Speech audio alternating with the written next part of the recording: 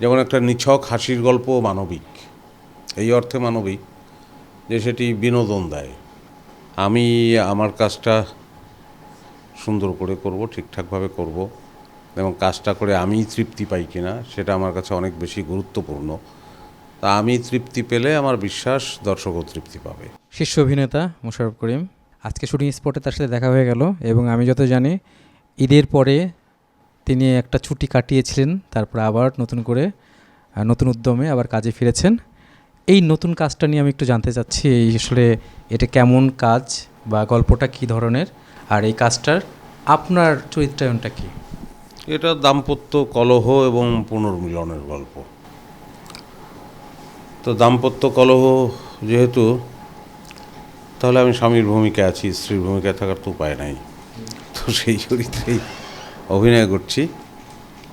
একজন চাকুরিজীবী এবং কৃপণ স্বভাবের, তার বাড়িতে কোনো লোকজন অতিথি আসুক এটা সে পছন্দ করে না। এই নিয়েই দ্বন্দ্ব। এই যে দ্বন্দ্ব বা এরকম এখনকার সময় ট্রেন্ডি যে গল্প হচ্ছে, তার মধ্যে দিয়ে কিন্তু মানবিক গল্পর কাজও কিন্তু হচ্ছে। আগে যেরকম একসময় কয়েকদিন আগে বলা হতো যে কিছু কমেডি নির্ভর গল্প হচ্ছে, রোমান্টিক গল্প, তার থেকে বেরিয়ে কিন্তু কিছু কিছু কাজ কিন্তু সবার সামনে আসছে। এই বিষয়টাকে আপনাকে মানে আশান্বিত করে কিনা, সামনে আরও কাজ যারা নতুনভাবে করার প্রেরণা পায় কিনা? হ্যাঁ, সকল ধরনের কাজই হওয়া উচিত। আমার কাছে তো কোনো গল্পকেই অমানবিক মনে হয় না।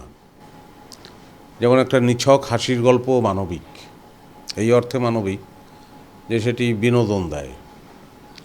আর মানুষকে যখন সেই কাজটি বিনোদিত করে তখন তার মন ভালো হয়ে যায়, তো সেটা মানুষের কাজে লাগছে। আমি বলতে চাই বরং এটাকে হিলিং, তার চিকিৎসা হচ্ছে, মানসিক চিকিৎসা।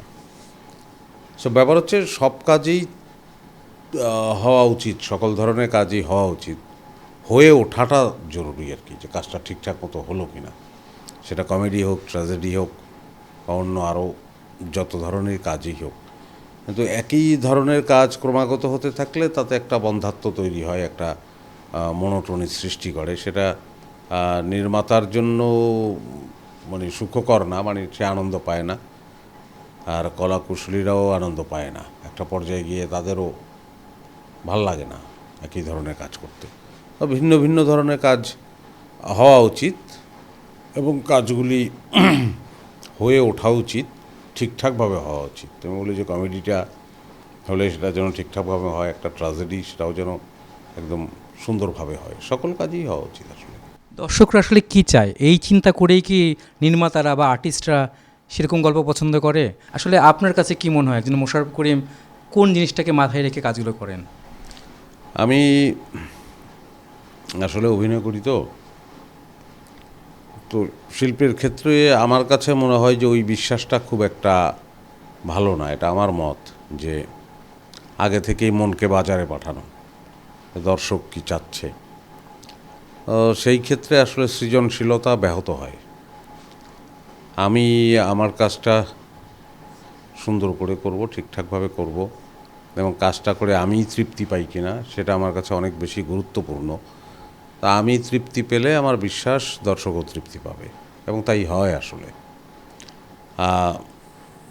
যদিও এরকম ব্যাপার স্যাপার আছে যে দর্শক এখন এই রকম চাচ্ছে, দর্শক ওই রকম চাচ্ছে, তো সৃষ্টি তো করবে আসলে শিল্পী, বা আমাদের এই সেক্টরে যদি বলি আমরা সবাই মিলে, তো সেটা আমাদের মনের ভেতর থেকে আসলেই তো ভালো, তাই তো হওয়া উচিত আসলে। এই নাম একরকম কিন্তু ভিতরে কিন্তু অন্য আরেক ধরনের গল্প, সেটা মানুষকে ইমোশনাল করে বা অন্য বিষয়ে একটা মেসেজটা দেয়। এই যে নামটার ক্ষেত্রে আসলে ডিরেক্টর আসলে এটাকে অ্যাট্রাক্ট করার জন্য বা দর্শককে আকর্ষণ করার জন্য নামটা ব্যবহার করে, নাকি আসলে অন্য কিছু দেখাতে চায়? আপনার কী মনে হয় এই বিষয়টা আসলে? অনেক ক্ষেত্রে তো এরকম ঘটেও, কারণ সব কিছুর পরে এখানে অর্থলগ্নির বিষয় আছে, অর্থ উঠে আসার বিষয় আছে, ব্যবসা করার বিষয় আছে। কিন্তু তারপরেও তো ওই জায়গাটাকে বিসর্জন দেওয়ার প্রয়োজন আছে বলে আমি মনে করি না। তবে জায়গায় খায় জায়গায় ব্রেক, এই গল্পটা আমার মনে হয় আর একটু গভীরভাবে দেখলে এর একটা অ্যালিগরিক্যাল দিক আছে আসলে। যেটা আমরা ওই নাটকের মধ্যে একসময় আমরা দেখতে পাই যে তার পেশার সঙ্গে এটা জড়িত আছে। আবার এই যে ব্রেক মানে তো মরে যাওয়া আর কি, যেখানে খাচ্ছে সেখানেই মরে যাচ্ছে। তো জীবনের যে পরিণতি, যা আসলে মূলত মানুষের হাতের বাইরে, কিন্তু মানুষ শুধু দৌড়ে বেড়ায়, সেই ইঙ্গিতটাই গল্পে আছে। তবে নামের ক্ষেত্রে এর আগেও এরকম একটা প্রশ্ন আমাকে করেছে। তো সহজতাটা তো আসলেই জরুরি, কারণ সাহিত্যের ক্ষেত্রেও আমরা দেখেছি, বাংলা সাহিত্যের ক্ষেত্রে, যে একটা সময়ে ছিল যে যখন সাহিত্যের ভাষা অনেক কঠিন ছিল। বঙ্কিমচন্দ্র বলেছেন তার রচনার শিল্পগুণ প্রবন্ধে যে রচনার ভাষা প্রাঞ্জল হওয়া আবশ্যক। সেই প্রাঞ্জল শব্দটির অর্থই এখন কজন বুঝবে? হ্যাঁ, তো উনি রচনার ভাষাকে প্রাঞ্জল করার চেষ্টা করেছেন, সেই ওনার ভাষাই এখন অনেকের বুঝতে কষ্ট হবে আসলে। কিন্তু উনি সেই সময়ের নিরিখে সহজ করেই লেখার চেষ্টা করেছেন। পরবর্তীতে সেই সহজতাগুলো কিন্তু পরবর্তীতে সেইভাবেই সেই ধারাবাহিকতা এসছে, এবং আস্তে আস্তে আমরা একদম চলিত গদ্যে চলে এসেছি। নামের ক্ষেত্রেও সেই কমিউনিকেটিভ ব্যাপারটা, মানে মানুষ যাতে বুঝতে পারে, সেটা জরুরি। মহানগর শেষ করলেন, সামনে আসবে, আমার যেমন অনেকে বলতেছে যে এর পরবর্তীতে আপনাকে আবার দেখা যাবে, আসলে কি? এইটা সবচেয়ে ভালো বলতে পারবে আসলে নিপুণ, আবার দেখা যেতেও পারে, বলা যায় না, কারণ স্ক্রিপ্টিংও হয়নি এখনও। সো নিপুণই বলতে পারবে যে এটা আসলে ও কী করবে। আপনি লাইফে মানে এই অনেক চরিত্র করেছেন, এমন কোনো চরিত্র নিজে করেননি, এমন কোনো চরিত্র আছে কি না যে চরিত্র করার আপনার আক্ষেপ রয়েছে যে এই চরিত্রটা করব? আছে আছে, যেমন তোমার চরিত্র, এরকম চরিত্র করতে ইচ্ছে করে, যে আগাগোড়া একদম খুব সুন্দর নিপাট ইন্টারভিউ, মাঝখানে কোনো একটা জায়গায় ছোট্ট একটা খোঁচা থাকে, সেরকম একটি চরিত্র আমারও করতে ইচ্ছে করে, যে এরকম একটি চরিত্র অভিনয় করব। আবার নীলা আপার ক্যারেক্টারও অ্যাক্টিং করতে ইচ্ছে করে।